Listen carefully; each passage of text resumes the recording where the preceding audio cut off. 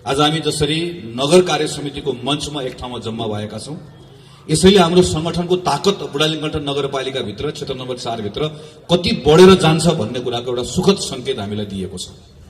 आजको यो कार्यक्रम यो अवस्थामा सम्पन्न हुने कामका निम्ति म नेपाली कांग्रेस क्षेत्र नम्बर 4 का क्षेत्रीय सभापति, 5 का क्षेत्रीय सभापति, प्रदेशका मान्यजीहरू, प्रदेश कमिटिका साथीहरू, नगर कमिटिका सभापति गणेश कोइराला लगायत अरु केही साथीहरू हुनुहुन्छ मलाई थाहा छ जसले असाध्य मेहनत गर्नुभएको छ। म त्यो मेहनत गर्ने साथीहरू, नगर समितिका साथीहरूलाई प्रति पनि ठूलो सम्मान प्रकट गर्न चाहन्छु र जुन एउटा एकताको भावना संगठित भएर जाने कुरा जुन एउटा सुखद प्रारम्भ भएको छ, यसलाई हामी सबैले यसमा बल पुर्याउँछौं। हाम्रो संगठनको ताकत हामी अझै बढाएर लिएर जान्छौं। यो संकल्प गर्ने आजको कार्यक्रम पनि हो। आज हामी 753 वटा पालिकामा यसरी बाहिर आएका छौं, चारतारे झण्डा बोकेर। हामी बाहिर किन आएका? 2074 साल मंसिर 21 गतेको निर्वाचनबाट एउटा परिणाम आयो। 5 वर्षका निम्ति नेपाल कम्युनिस्ट पार्टीले गाडी हाँक्ने मौका पायो। नेपाली कांग्रेसलाई भनियो तिमीहरू गाडीको सिटभित्र पछाडिपट्टि गएर बस, हामी थपक्क गएर बसौं। नेकपाले के भन्यो? 5 वर्षको लागि गाडी हाँक्ने सिटमा, चालकको सिटमा प्रधानमन्त्री केपी ओली बस्नुहुन्छ। हामीले भन्यौ यो तिम्रो कुरा जसलाई राखेर राख। 5 वर्ष छ, गाडी हाँक्न पाएका छौं, पछाडि बस्छौं, अनावश्यक हल्ला गर्दैनौं, दायाँ बायाँ गर्यो भने खबरदार भन्छौं, तर 5 वर्ष थपक्कसँग बस्छौं, गाडी तिमीले चलाऊ, गन्तव्यमा पुर्याऊ भनेर भन्यौ। बीचबीचमा कहिले दायाँ कहिले बायाँ कहिले यता कहिले उता गर्दै गर्दा खबरदार गर्यौं, सच्याउनका निम्ति दबाब दियौं, हल्ला पनि गर्यौं, तर भत्काउने बिगार्ने काम गर्यौं। गाडीको चालकले के गर्यो? अस्ति केही महिना अगाडि हामीलाई भन्यो एकछिन गाडी रोक्छु, तपाईहरु खाना खानुस्, एकैछिन रोक्छु भनेर भनेको, खाना हामीलाई पठाएर फर्केर आउँदै गर्दा हेरेको गाडी नै भिरबाट झार्यो, गाडी नै बाँकी छैन। गाडी किन झारेको भनेर भनेको, मसँग धेरै न्यु खोज्यो ढाल्ने भनेर भन्छ।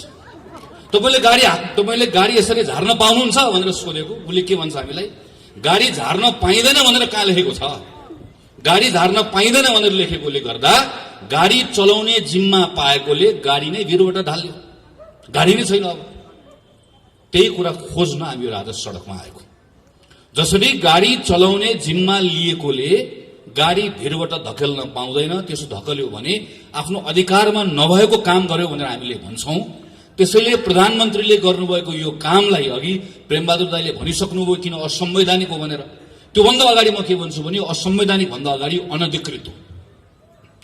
बहुमत पाएको प्रधानमन्त्रीले संसद विघटन गर्न पाउने कुरालाई हाम्रो संविधानले चिन्दै गाडी धकेल्दिएको भनेको जस्तै।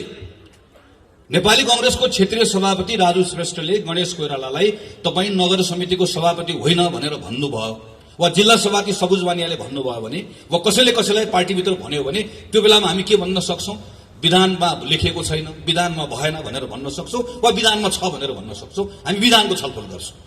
तर नेपाली कांग्रेसको क्षेत्रीय सभापति राजु श्रेष्ठले नेपाल कम्युनिस्ट पार्टीको नगर कार्य समितिको सभापति रविनजीलाई निकाल्दिनु भयो भने रविनजी कुन चाहिँ विधान लिएर आउनुहुन्छ?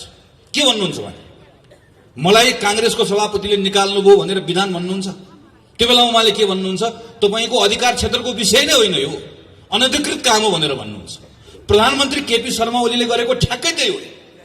प्रधानमन्त्री केपी बहुमत प्राप्त प्रधानमन्त्रीले संसद विघटन गर्न पाउने कुरालाई हाम्रो संविधानले चिन्दै त्यो अधिकार दिएकै छैन।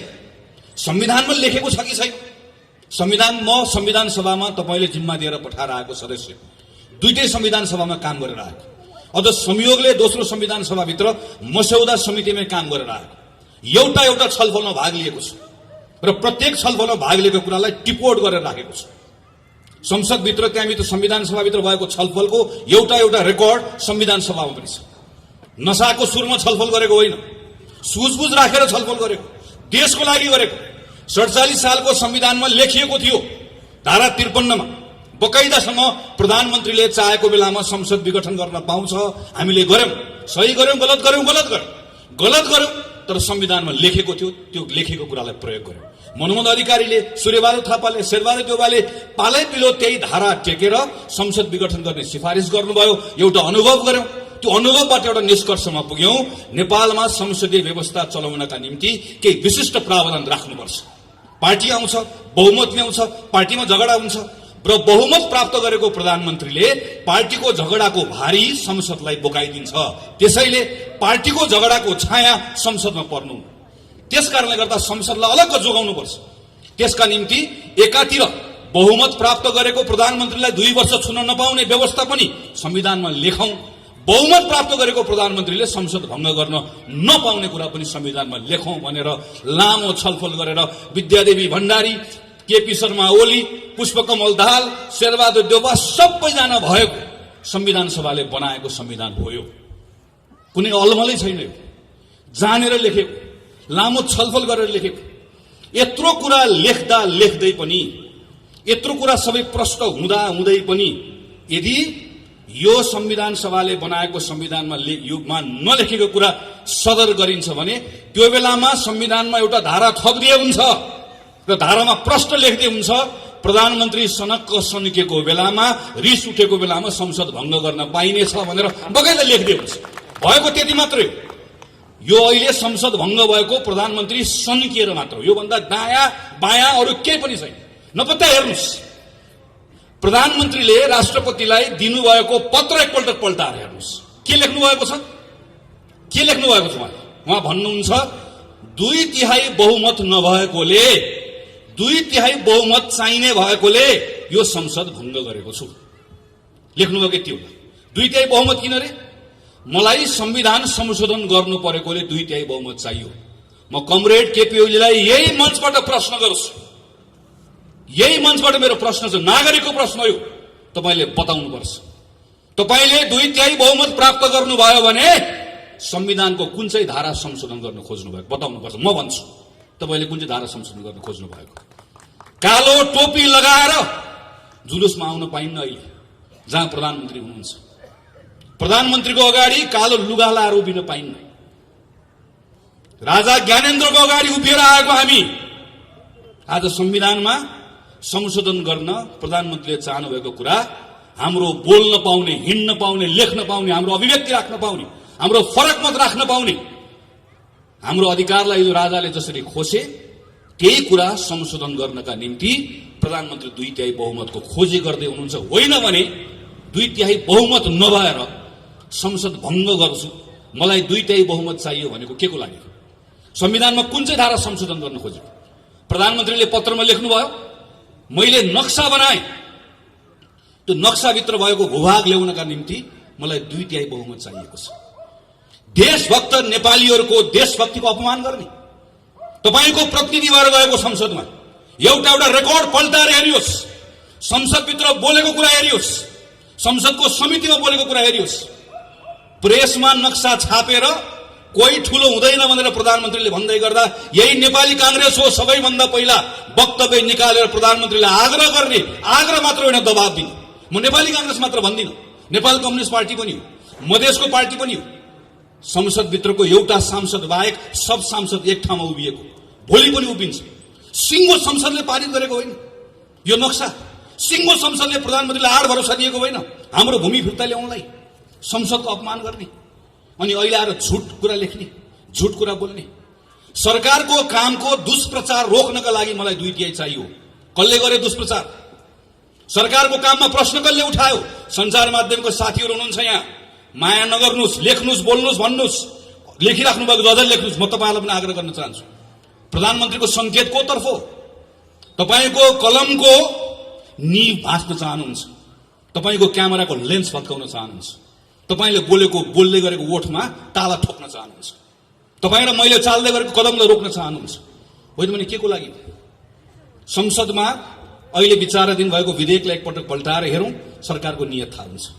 मैले कोभिडमा काम गर्न सकिनँ, मलाई 2/3 बहुमत चाहियो। लाज पनि लजाउँछ प्रधानमन्त्रीजी।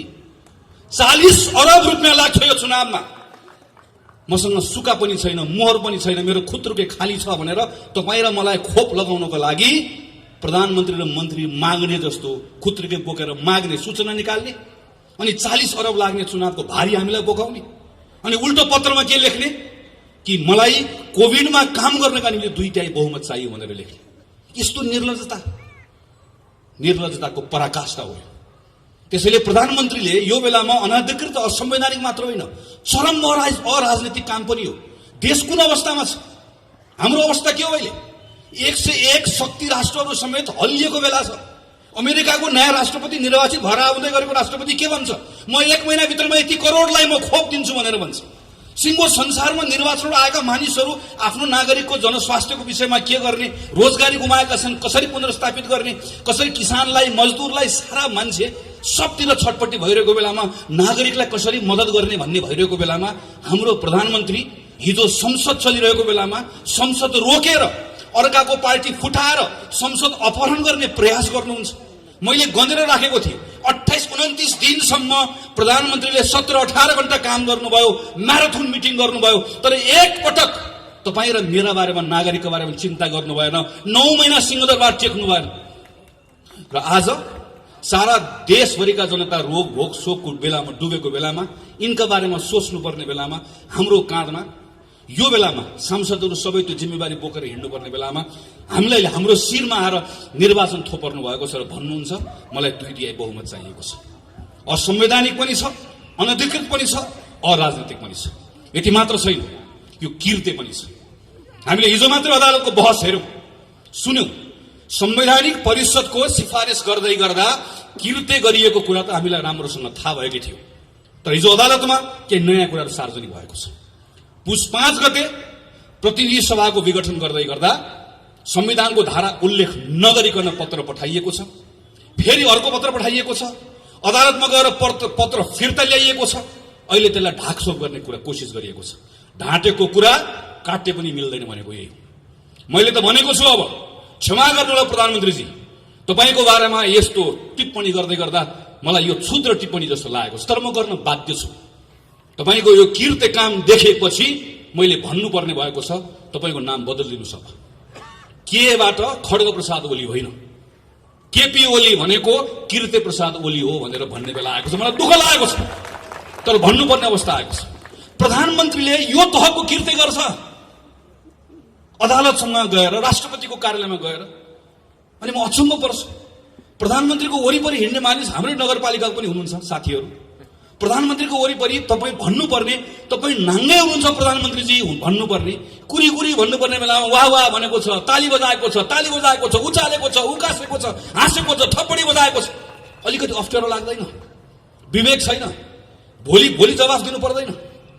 म आज सुभाष नेमाङको सुन्दै थिएँ, मैले कसको नाम बिर्सेर भन्दै हुनुहुन्थ्यो। नाम होइन कमरेड, तपाईँले संविधानै बिर्सनु, तपाईँले आफ्नो जिम्मेवारी नै बिर्सनु भयो, तपाईँले आफ्नो हैसियत नै बिर्सनु भयो। सुभाष नेमाङलाई थोरै पनि अप्ठ्यारो लाग्दैन? अहिले पनि आज पनि उभिएर आज पनि कुन चाहिँ हलमा कहाँ गएर बोल्दै हुनुहुन्छ, मैले बाटोमा आएर हेर्दै थिएँ। यो संविधान सम्मत छ भनेर भन्न सक्नुहुन्न, अहिले पनि भन्ने आँट छैन। तर पनि आएर यो बेलामा आएर प्रधानमन्त्रीले गलत गरे पनि भन्न सक्नुहुन्न।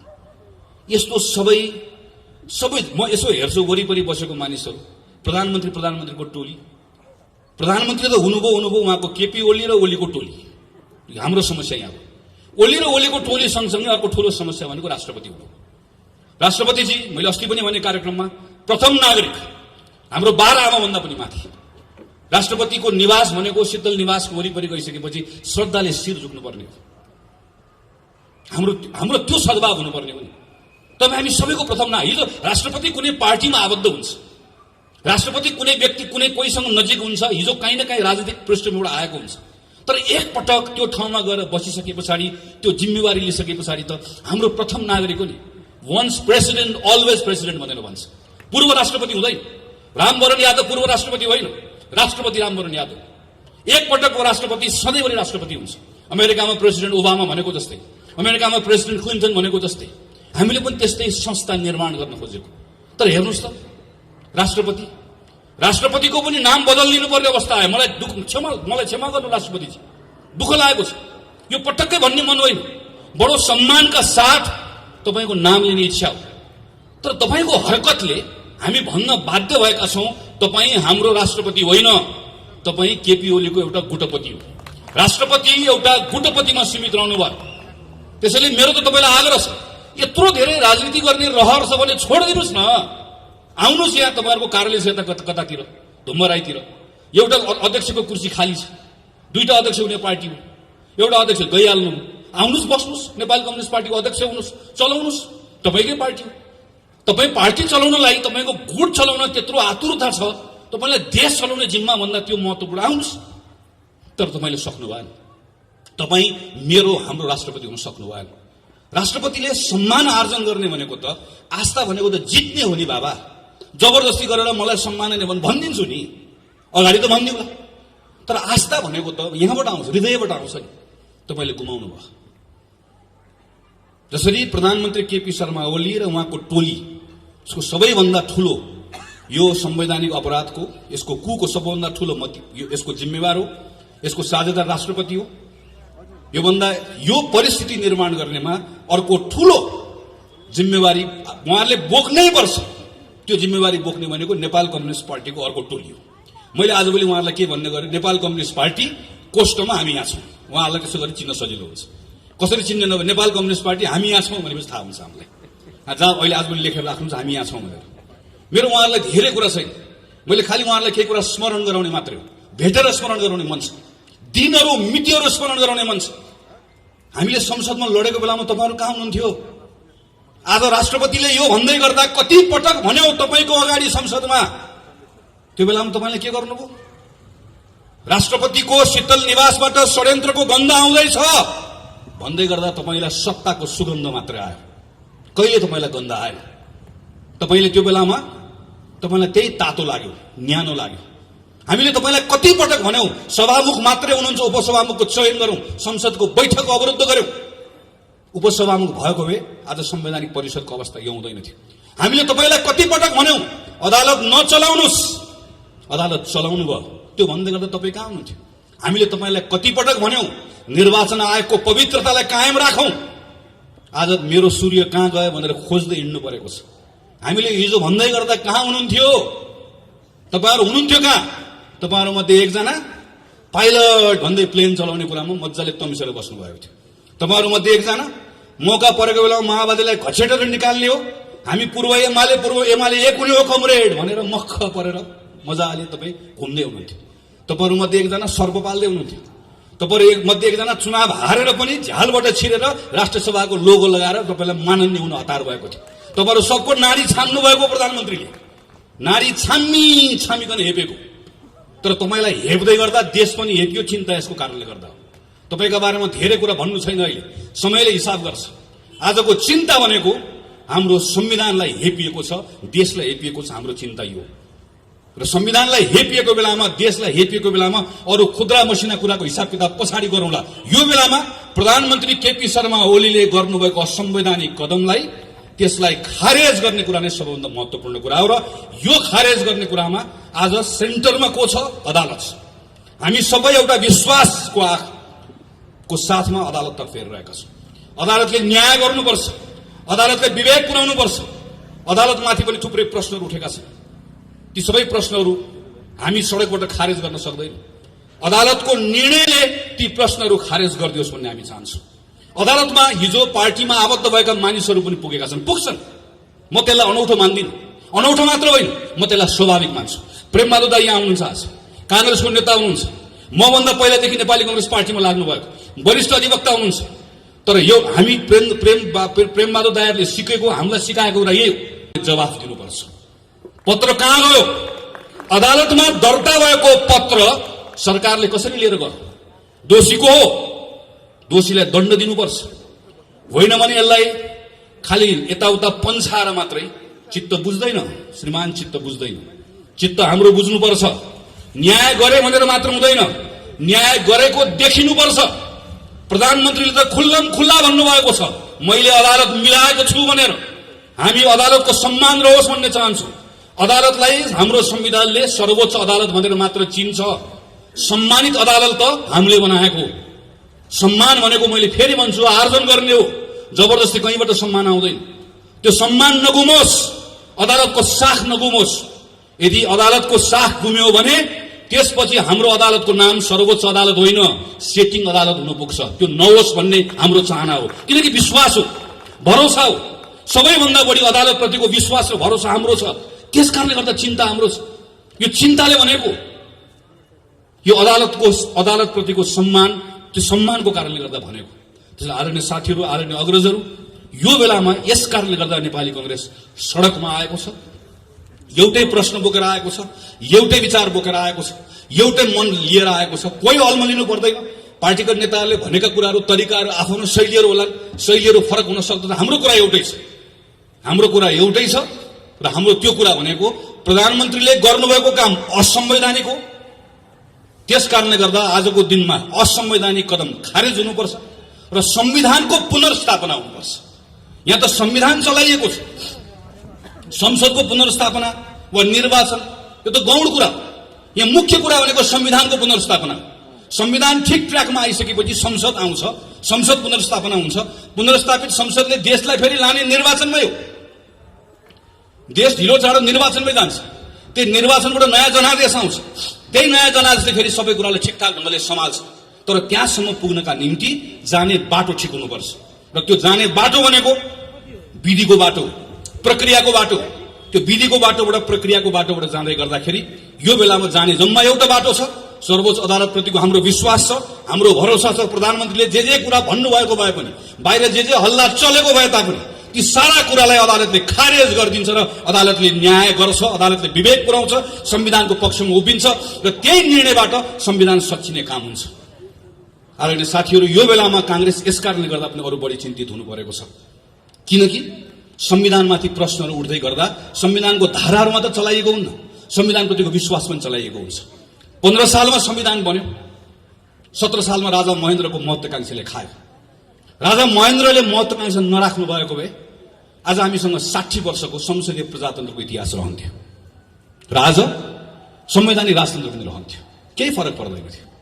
हामी संवैधानिक राजतन्त्र भएको, संसदीय प्रजातन्त्र भएको, एउटा परिपक्व हाम्रो राजनीतिक आर्थिक संस्थाहरू भएको, लोकतान्त्रिक संस्थाहरू भएको नेपाल एउटा विकासको अर्को चरणमा पुगिसकेको देश हुन्थ्यो। यो पुस्ताको नेपालीहरू काम खोज्नको लागि कतार, इजरायल जानु पर्दैन थियो। हाम्रो 30औं वर्ष खेर गयो।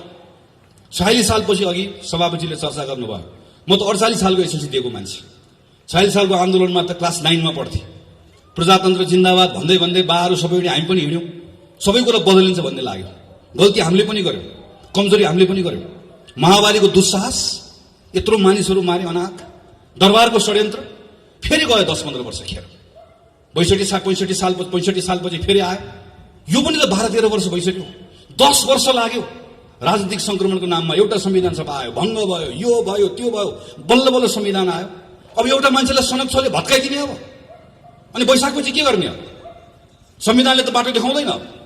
अनि फेरि अर्को एउटा कोर्समा जाने, फेरि एकपटक फेरि प्रजातन्त्र गुमाउने, अनि अलि वर्षपछि अर्को पुस्ता आउने, अनि त्यो बेलामा फेरि हामी सिनियर हुने, त्यो पुस्ताले आएर फेरि उसले आएर फेरि आन्दोलन गर्ने, अनि आन्दोलनबाट फेरि प्रजातन्त्र पुनर्स्थापना हुने, घुमिराख्ने हामी के अगाडि बढ्ने हो?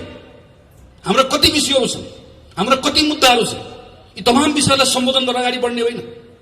त्यस कारणले गर्दा यो संविधान चलाएको कुरालाई सामान्य रूपमा नलिउँ। म खास गरी तन्नेरी साथीहरूलाई आग्रह गर्छु, जेनेरेसनको कुरा हो यो। मैले देखेको छु मेरो आँखा अगाडि मेरो जेनेरेसन जसले योभन्दा फरक ढङ्गबाट सायद योगदान पुर्याउन सक्थ्यो होला, गयो नि हाम्रो 15-20 वर्ष। अर्को जेनेरेसनको जान्छ। नेपाललाई यही अवस्थामा राख्ने हो कि अगाडि लिएर जाने हो?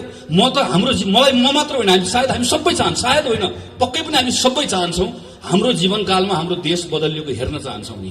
हामी यस्तो परिचय भएको नेपाल चाहन्नौँ नि, यो बदलेको चाहन्छौँ, विकासको अर्को चरणमा पुग्न चाहन्छौँ। यसरी पुगिन्छ, पुगिन्न नि। त्यसैले अहिले जहाँनिर यसलाई रोक्ने प्रयास भएको छ, यसबाट बचाउनुपर्छ। हेर्नुहोस्, जब शासकहरू कमजोर हुन्छन् त्यो बेलामा तिनले जनताको भावनासँग खेल्न थाल्छन्। कोही धर्मको नाममा खेल्छन्। हेर्नुहोस् त कहिलेका मान्छे त कोही के भनेर आउँछ, जसले हिजो मौका पाएको बेलामा हाम्रो मन्दिरको मूर्ति छाडेन, उसले तपाईँ र मेरो मन्दिर जोगाउँछु भनेर आउँछ, तपाईँ र मेरो धर्म जोगाउँछु भनेर आउँछ। हाम्रो धर्म यति कमजोर छ, अनि हामीलाई कहिले काहीँ लाग्छ हो हाम्रो बा खतरामा पऱ्यो, यसले जोगाइदिन्छ कि? हामीलाई लाग्छ कहिले हाम्रो जात जोगाउँछु भनेर आउँछ, अनि अर्को को आउँछ कहिले देश जोगाउँछु भनेर आउँछ। नक्सा बनाएको बेलामा म सम्झन्छु, जब भारतले एकतर्फी नक्सा बनायो, हामी सब बोल्यौँ, काङ्ग्रेस कम्युनिस्ट सबै बोल्यौँ। म अहिले पनि प्रधानमन्त्रीलाई आरोप लगाउँदिनँ। प्रधानमन्त्रीले तुरुन्तै नक्सा नबनाउँदै गर्दा सायद देशको प्रधानमन्त्रीले हामीले भन्दा फरक ढङ्गले सोच्नुभयो होला। मैले सोच्नु पनि पर्छ। यसलाई हामीले सडकको विषय बनाएन, हामीले उहाँमाथि दबाब दियो, एउटा आधार उहाँलाई दियो, नक्सा बनायो। आज हामी के चाहन्छौँ, नेपालको जोसुकै प्रधानमन्त्री होस्, अब हामी भारतसँग यो विषयका सन्दर्भमा हामी समान सम्बन्धका आधारमा विषयलाई टुङ्ग्याउन चाहन्छौँ। भारतसँग पनि त्यही हो, चीनसँग पनि त्यही हो, अमेरिकासँग पनि त्यही हो।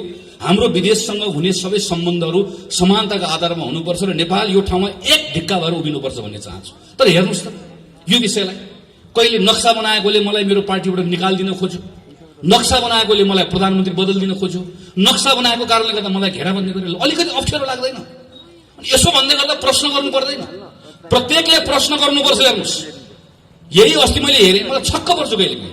यही जी टेलिभिजनको पत्रकार हो जसले हाम्रो प्रधानमन्त्रीलाई चीनको राजदूतसँग जोडेर अश्लील शब्दहरू प्रयोग गरेर समाचार बजाउँदै गर्दा हामी हो संसदमा बोल्ने, हामी हो सामाजिक सञ्जालमा लेख्ने, खबरदार प्रधानमन्त्री केपी शर्मा ओलीसँग 1000 असहमति छन्, तर मेरो प्रधानमन्त्री हाम्रो प्रधानमन्त्री हो, हाम्रो प्रधानमन्त्रीको बारेमा लेख्ने खबरदार भनेर लेख्ने हामी हो। मैले लेखेको भाषामाथि त्यो बेलामा गरेको टिप्पणी मैले पनि सम्झन्छु। यसरी नलेख्नुहोस् पछि अप्ठ्यारो पर्ला भनेर लेखेको सम्झन्छु। मैले मात्र होइन, सयौं साथीले लेखे, पत्रकार लेखे, सबले लेखे। अनि हिजो मेरो प्रधानमन्त्रीको अपमान गर्ने, मेरो देशको अपमान गर्ने त्यही पत्रकारलाई बोलाएर सेटिङ गरेर अनि बालबटार बोलाएर अन्तर्वार्ता दिने, सबले थपडी बजाउने। अनि त्यही पत्रकार भोलिपल्ट गएर फेरि चाहिँ उसले लगेर सर्वत्र फेरि नाङ्गे बनाइदिने सगरमाथामा गएर, अनि फेरि त्यसपछि बर्बाद गरे भनेर भन्ने। सानो कुरामा हामी उत्तेजनामा आउने, बहकिने, त्यो केले गर्छ? कमजोर भयो भने हुन्छ। हामी कमजोर भयो भने हाम्रो भावनासँग खेल्छ, कसैले धर्मको नाममा खेल्छ, कसैले जातको नाममा खेल्छ। आज हाम्रो परराष्ट्र मन्त्री जानुभएको छ, संसद भङ्ग गरेर जानुभएकोले हाम्रो परराष्ट्र मन्त्रीलाई हेपेको छ। यहाँ ठुल्ठुलो कुरा गरेर भयो पत्रकारसँग। हाम्रो परराष्ट्र मन्त्रीले भारतको प्रधानमन्त्री भेट्न पाउनु भएन, उहाँबाट आएको जासुसले भेट्छ, जासुसले मास्क लाएर आएर छिरेर भेट्छ हाम्रो प्रधानमन्त्री। यहाँ चीनको जासुसले पनि भेट्छ, भारतको जासुसले पनि भेट्छ। हामीले देखेनौँ, पढेनौँ, सुनेनौँ। तर हाम्रो परराष्ट्र मन्त्री भारत भ्रमणमा जाँदै गर्दा भारतको प्रधानमन्त्रीलाई भेट्ने समय पाउनु भएन। यसो भन्दै गर्दा खुच्चिङ म भन्दिनँ, दुःख लागेको छ र यो कुरालाई हामीले मनमा लिएका छौँ। भोलि हामी यसको हिसाब किताब गर्छौँ, हामी मिलेर गर्छौँ भन्छौँ नि। हामी यसलाई हाम्रो घरभित्रको हाम्रो जनमत निर्माण गर्ने कुरामा प्रयोग गर्दैनौँ, गर्नु पनि हुँदैन। धर्मको कुरा, जातको कुरा, देशको कुरा खेलाची कुरा होइन।